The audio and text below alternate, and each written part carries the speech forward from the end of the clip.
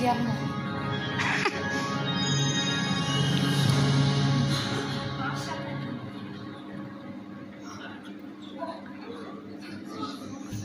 Въз основа на това, което знаем до сега, Земята е единственият оазис на живота във Вселената.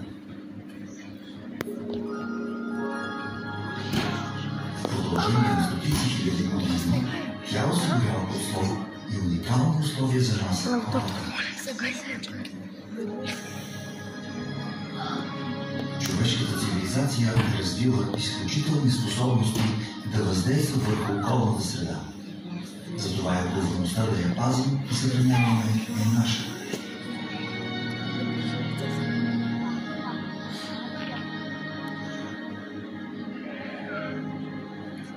Земята е малка скалиста планета, въртяща се по относително стабилен начин около оста си и около Слънцето.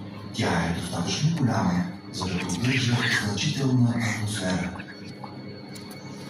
Намираща се на около 150 милиона километра от Слънцето, до Земята достига достатъчна енергия, за да поддържа средна температура на повърхността от около 15 градуса по Целзий.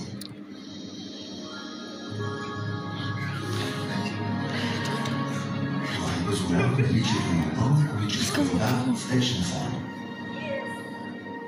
Обширни океани покриват по-голямата част от повърхността й, а на сушата реките и езерата поддържат изобилие от растителни и животински видове.